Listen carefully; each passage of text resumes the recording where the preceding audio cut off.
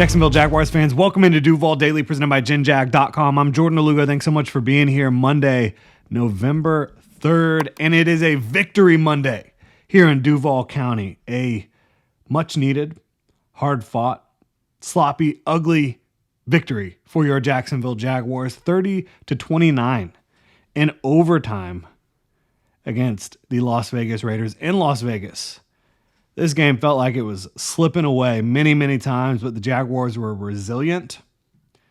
And we're going to get into the standout performers from my point of view in this one. Now, I want to give the team a big round of applause as a whole. Absolutely. Not perfect, as we mentioned. It was ugly at times. It was ugly a lot of different times, especially on the defensive side of the ball. Quarterback has the flu. Up all night, throwing up. Liam Cohen, Jaguars head coach, says he's looking ghostly on the sideline when the defense is out there. So you have your quarterback with the flu. No Devin Lloyd. No Travis Hunter. No Eric Murray. Jordan Lewis goes down early. Both De'Ami Brown and Brian Thomas Jr. missed time in this game. You're down to one tight end at one point. You have Austin Trammell and Tim Jones out there on the field at receiver. I mean, this was a game where it felt like it was destined for the Jaguars to not be able to win this one on the road in Vegas against a bad Raiders team. Make no mistake about it. A win is a win in the NFL, but the Raiders are a bad team. Still, with all these negative instances, and also a kicker, an embattled kicker who had been missing kicks left and right for a month. All these things coming together, and the Jaguars still winning that game is just insane. It really is. Really appreciate y'all tuning in. If you enjoy the content here, please like and subscribe. You can also check out GenJag.com. Pick up some new Duval gear like the hat I'm wearing right now. We do have a Victory Monday sale. It's 30% off everything for the Jaguars, scoring 30 points against the Raiders. 30% off everything today at GenJag.com. Code Duval. That's 3 U's, DUUUVAL. GenJag.com. So getting into the rest of this game. And, it's a little chilly. It's been nice weather here in Jacksonville. Got the kind of flannel jacket here today. Cam Little, as we mentioned, the embattled Cam Little, who Liam Cohen kind of talked about after the game, how everybody has been in the media and around town, whatever, you need to go add another kicker for competition, whatever. The Jaguars' faith, confidence in Cam Little did not waver. Made a 68-yard kick, NFL record 68-yard kick. Made another shorter kick, and then made the kick to send the game to overtime against the Raiders. A bad snap. Credit to Logan Cook for getting it into a spot where Cam Little could make good contact with it. Looked like it was veering left. It didn't. Cam Little made it and got it through the uprights on every kick he had in this game. 3 of 3. On field goals. Huge game tying field goal to send it to overtime. Huge field goal at the end of the first half. Record setting field goal. 68 yards. Wish it was 69, right? But that would have been nice. But 68, we'll take it. We will absolutely take it for Cam Little. And just kudos to the Jaguars for sticking with him. I had kind of talked about that. I didn't think that they should make a move just because we know the talent. They should let him kick through it. They did that, and it paid off in a huge way in this game. Unbelievable performance by Cam Little. Trevor Lawrence, the flu game. I don't know the exact details, right, of that illness, but based on what you heard from Marissa, from Liam, sounded like, maybe a stomach bug that they had, and I've had that, and I don't know how he went out and did what he did, and he wasn't perfect. We talked about that. Obviously, the interception early in the game was very costly, could have been costly. It ultimately wasn't that costly, and the Jaguars were able to win the game, but even on that drive, he made some absolute crazy throw, like the one where he got drew unnecessary roughing the passer. He dropped an absolute dime across the field to De'Ami Brown. I mean, he made a number of great throws, and he was not perfect in this game. He had some accuracy moments of inaccuracy, but to go out there and battle, to show the fight and the endurance that he did throughout that game, 2 rushing touchdowns. He was big in these short yardage situations for the Jaguars in this one. The quarterback sneaks going up and over to score the touchdown late in the game there. Ultimately, the game-winning touchdown. I thought Trevor Lawrence was gutsy. I thought he played with a lot of grit and, cardiac cats. Yeah, they're back. And Trevor Lawrence was a big part of the Jaguars being able to win this game. I know there's a lot of folks that want to say this and that about Trevor Lawrence. He's not a perfect quarterback. And this is not a perfect situation right now. You still have a lot of penalties going on. You still have a lot of drops going on. You still have some miscues from Trevor Lawrence himself, right? The offense is far from perfect right now. But he, I thought, played a really good game. By the way, that throw on the flea flicker, if you want to call it that, where Travis Etienne, bounced it to Trevor on the toss back. Trevor threw a brilliant ball to Brian Thomas Jr. And I don't really throw Brian Thomas Jr. under the bus for not catching it because it was in double coverage and guys got their hand all over it, but he put it right in Brian Thomas Jr.'s hands. So I thought Trevor Lawrence played really well overall, despite not being perfect. And this expectation that quarterbacks should be perfect or need to be perfect is crazy because you look around the league, most quarterbacks outside of Seattle right now, not playing perfect, just not happening. It's difficult to do. And Trevor Lawrence, I thought, led his team very well during his flu game. Scored 2 touchdowns on the ground, had almost 250 total yards. Good for him. Good for him for gutting it out, getting that victory. I know that the players, they care a lot less about the stats than people in the media and fans do. This was a huge win for Trevor Lawrence and for this football team. No doubt about it. Travis Etienne, another absolutely irreplaceable piece of this offense today.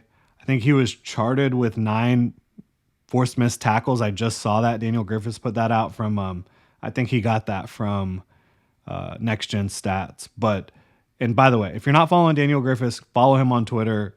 He does amazing work, breaking down the stats of games for the Jaguars. So that's good stuff there. But I thought he had over 10 forced missed tackles in this game. I didn't chart it. Either way, it was incredible how many times he had to make somebody miss in the backfield or how many times he bounced off a tackle and picked up 5, 10 extra yards. He was special. And, 22 carries for 84 yards doesn't look all that impressive, 3.8 yards per carry.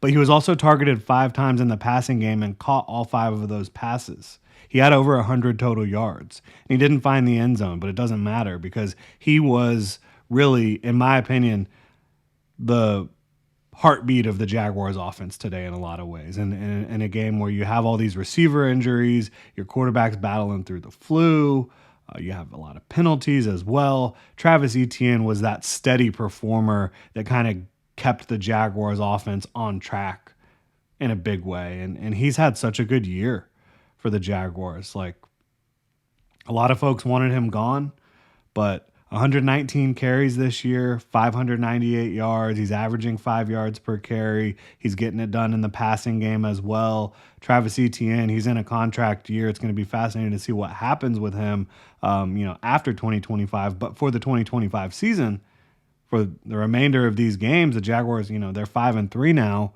They've got 9 games left.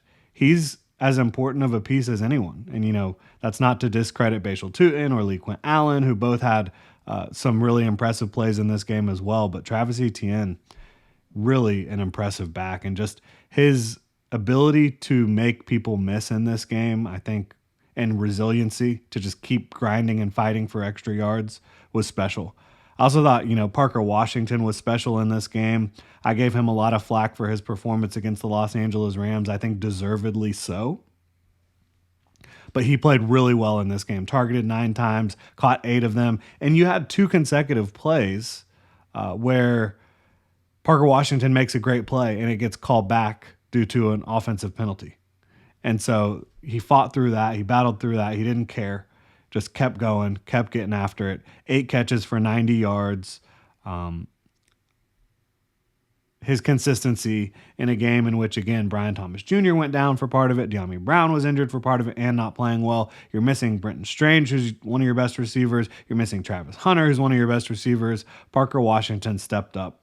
And this doesn't need to be a takeaway, in my opinion, where it's like, okay, Parker Washington should be the Jaguars' number 2 receiver moving forward. Maybe he should be while Travis Hunter is injured and Brenton Strange is injured, right? And you're hoping Brian Thomas Jr. doesn't really miss time. I mean, yeah, I do feel more comfortable with Parker than De'Ami. They have different skill sets. De'Ami is more of a speedster. I think Parker Washington has a more well-rounded game. And maybe Parker should be the number 2 right now. Maybe the Jaguars should go trade for a potential number 2 with all these injuries. But this doesn't need to be a takeaway where it's like, okay, Parker Washington, starting receiver in the NFL. He does definitely deserve to be a role player, a 3rd or a 4th receiver on a good passing offense.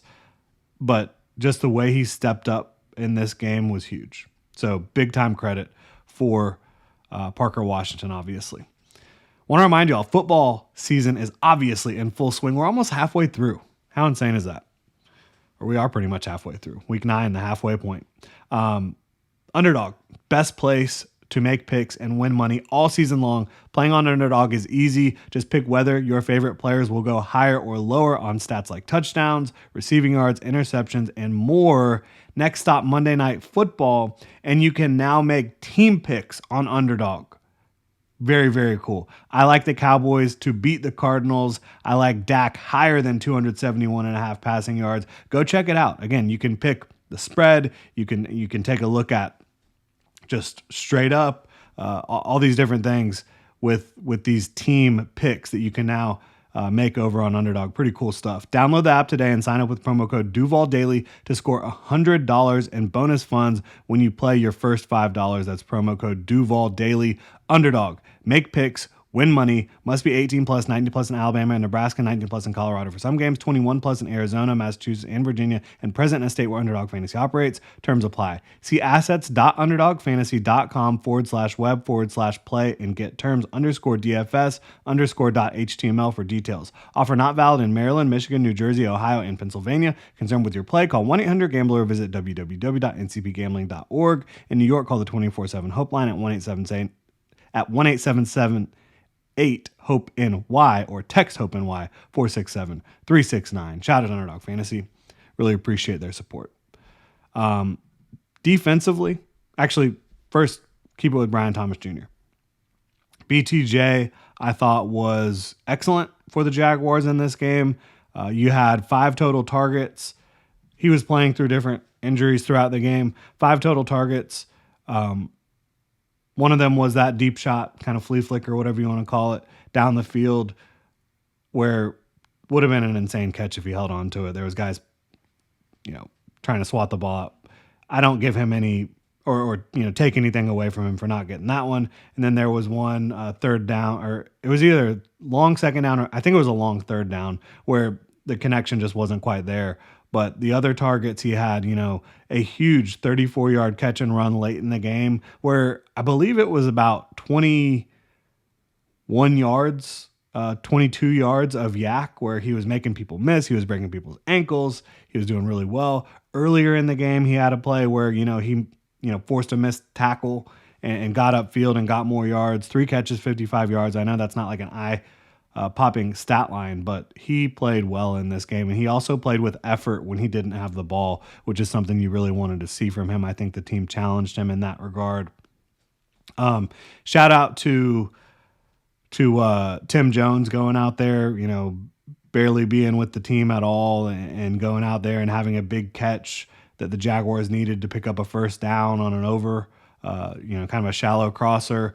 Shout out to Austin Trammell as well, who had a huge kick return to set up the Jaguars score in overtime. That was massive for them. 2 guys that, not normally going to be on the field for your Jaguars if there's not a rash of injuries at the receiver position, but making plays that help the Jaguars win the game. That's huge. LeQuint Allen, I think, shout out to him as well for he made a key block on the Trevor Lawrence draw play run for the touchdown.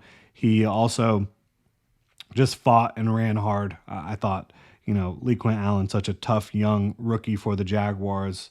So those are your offensive standouts. Defensively, not as many like straight up standouts throughout the entire game. I mean, you give up 29 points, you miss a lot of tackles against Ashton Genty, but kudos to them for slowing him down later in the game. He only averaged 3.2 yards per carry. Did work in the passing game for sure, did Ashton Genty. Obviously, the Jaguars couldn't cover Brock Bowers to save their life, but I thought, the way Josh Hines-Allen stepped up after Trayvon Walker got ejected was big, really big for this team. I thought that, obviously tying the all-time franchise record with sacks in a career is huge for Josh Hines-Allen, but he had a sack and a half. He was making plays down the stretch for the Jaguars and helping them win this game despite, again, the team not being able to cover Brock Bowers at all, having a lot of kind of coverage missed assignments or just lack of execution. I did think, however, in coverage that Greg Jr.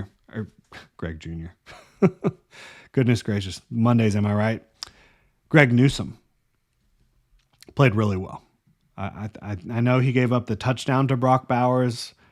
Brock Bowers made a crazy one-handed catch, got his butt down in the end zone. Congratulations, Brock Bowers. Newsome was still in a good position there. He really was, in my opinion. And he was just sticky. He was making plays in coverage. I think, they gave him his biggest role that he has had to this point with the Jaguars in a game, starting, playing, pretty much all the snaps, and he played really well. I think that he can continue to do that. He's not going to be perfect. It's a cornerback position. It's not a perfect position. It's difficult to play all that cleanly as a corner, as you can tell by, Buster Brown's performance where he made some big plays. Kudos to him. Huge interception, changed the game, and had a nice big hit stick on the sideline. But he also got beat on some plays as well. Lots of ups and downs as a cornerback in the NFL.